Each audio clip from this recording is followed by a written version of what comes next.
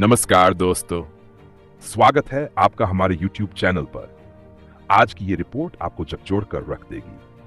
प्रधानमंत्री आवास योजना एक ऐसी योजना जो गरीबों को पक्का मकान दिलाने के लिए शुरू की गई थी।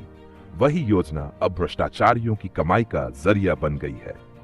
बिहार के एक गांव से आई इस खबर में एक गरीब महिला को घर पाने के लिए रिश्वत देनी पड़ी, वो भी कर्ज लेकर। इस वीडियो में हम बताएंगे कि कैसे एक आम महिला को सिस्टम की लापरवाही और भ्रष्टाचार के सामने झुकना पड़ा।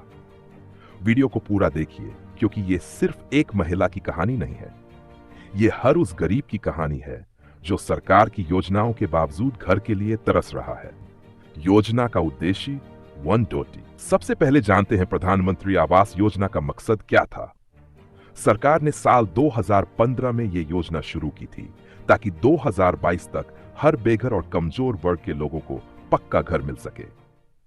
इस योजना के तहत ग्रामीण क्षेत्रों में लाभार्थी को 1,20,000 रुपए की सहायता दी जाती है, जिससे वह एक छोटा लेकिन मजबूत पक्का घर बना सके।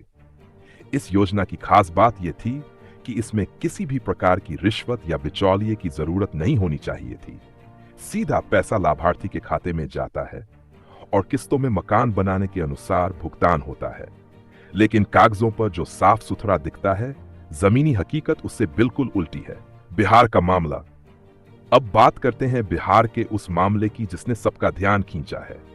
यह घटना बिहार के एक छोटे से गांव की है, जहां एक विधवा महिला, जिनका नाम हम गोपनीय रखेंगे, ने प्रधानमंत्री आवास योजना के तहत आवेदन किया था। महिला बेहद गरीब थी, झोपड़ी में रहती थी, 2 छोटे बच्चे हैं और रोजी रोटी का कोई स्थायी साधन नहीं है। कई सालों तक इंतजार करने के बाद आखिरकार उनका नाम लाभार्थी सूची में आ गया। लेकिन जब वह पंचायत में आवास सहायक से मिली तो उन्हें कुछ ऐसा सुनना पड़ा जो किसी भी ईमानदार नागरिक को गुस्से से भर दे। रिश्वत की मांग। आवास सहायक ने महिला से कहा, अगर मकान बनवाना है तो 15,000 रुपये देने होंगे, नहीं तो अगली बार नाम हटा दिया जाएगा या फाइल रोक दी जाएगी। सोचिए, एक ऐसी महिला जिसके पास 2 वक्त की रू जुटाने के भी पैसे नहीं, वह कहां से 15,000 रुपये लाएगी। महिला ने पहले मना किया, कहा कि वो नहीं दे सकती, लेकिन फिर उसे धमकाया गया। उसे बताया गया कि अगर उसने पैसे नहीं दिए तो मकान की पहली किस्त ही अटक जाएगी। तब जाकर महिला ने गांव के साहूकार से ब्याज पर कर्ज लिया, 20% सालाना दर पर, और किसी तरह 15,000 रुपये की व्यवस्था की। सेक्शन 4, सिस्टम की चुप्पी। अब सवाल यह है कि क्या यह रिश्वत का मामला सिर्फ एक गांव तक सीमित है? बिल्कुल नहीं। बिहार के कई जिलों से लगातार ऐसी शिकायतें आती रही हैं। कई बार तो आवास सहायक और पंचायत सचिव आपस में मिलकर पूरा नेटवर्क चला रहे होते हैं। योजना की पहली किस्त जारी करने से अंतिम भुगतान तक हर जगह कट मांगा जाता है। सबसे दुखद बात यह है कि जब पीड़ित व्यक्ति इसकी शिकायत करता है तो या तो शिकायत दबा दी जाती है या उल्टा उसे ही ब्लैकलिस्ट कर दिया जाता है। लोकल प्रशासन भी इन मामलों पर अक्सर चुप्पी साधे रहता है, क्योंकि या तो उन्हें ऊपर से दबाव होता है या फिर वे खुद उस सिस्टम का हिस्सा होते हैं। जिस महिला की बात हम कर रहे हैं, उसने कर्ज तो ले लिया, लेकिन अब वह हर महीने उस कर्ज का ब्याज चुकाने में बुरी तरह फंसी हुई है। उसके पास न तो खेत है, न कोई कमाई का साधन। कभी कभी दूसरे के खेत में मजदूरी करके 100 से 150 रुपये कमा लेती है, लेकिन उससे बच्चों का पेट भरना भी मुश्किल है। अब उसका कहना है कि अगर सरकार ने मदद नहीं की तो उसे अपना अधूरा मकान छोड़कर वापस झोपड़ी में रहना पड़ेगा, क्योंकि दूसरी और तीसरी किस्त के लिए फिर से पैसे मांगे जा रहे हैं। क्या कहता है कानून? सरकार की गाइडलाइन साफ कहती है कि प्रधानमंत्री आवास योजना के तहत लाभार्थियों से कोई भी अधिकारी या कर्मचारी पैसा नहीं मांग सकता। अगर कोई ऐसा करता है तो वह अपराध की श्रेणी में आता है।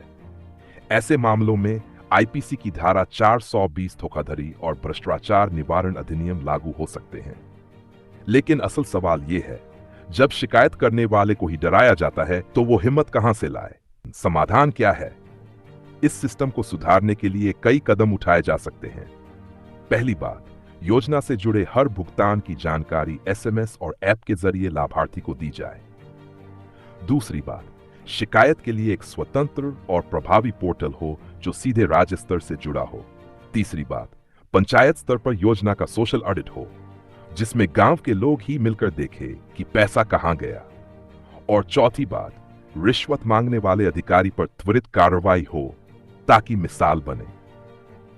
दोस्तों, एक महिला की मजबूरी, एक योजना का मजाक और सिस्टम की नाकामी, ये सब कुछ एक ही कहानी में समाया है। अब ये हम सब की जिम्मेदारी है कि ऐसे मामलों को उठाएं, आवाज बने और सरकार को मजबूर करें कि वो भ्रष्टाचार पर लगाम लगाए। अगर आप भी चाहते हैं कि इस महिला को न्याय मिले, तो इस वीडियो को ज्यादा से ज्यादा शेयर करें, कमेंट में न्याय चाहिए लिखें और चैनल को सब्सक्राइब जरूर करें।